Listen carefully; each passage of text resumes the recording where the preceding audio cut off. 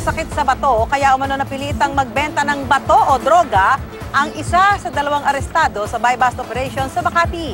Narito ang report ni Athena Imperial. Bulto-bulto ng shabu ang nasabat sa mga suspect na sina Tirso Margarito Rodel alias Boyet at John J. Enicuela sa isang buy-bust operation sa Barangay Rizal, Makati City.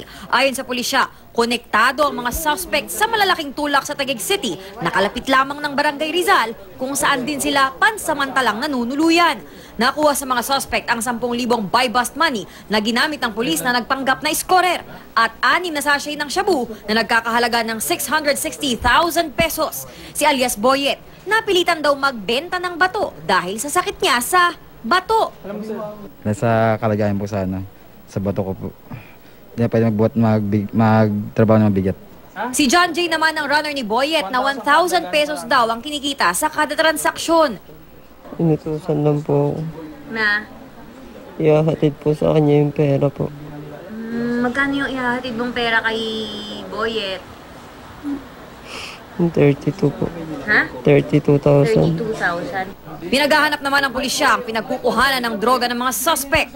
Sasampahan sila ng Section 5 o yung pagtutulak at saka yung possession ng illegal drugs. Sasailalim pa sa drug test ang dalawa para malaman kung gumagamit din sila ng illegal na droga. Athena Imperial, GMA News.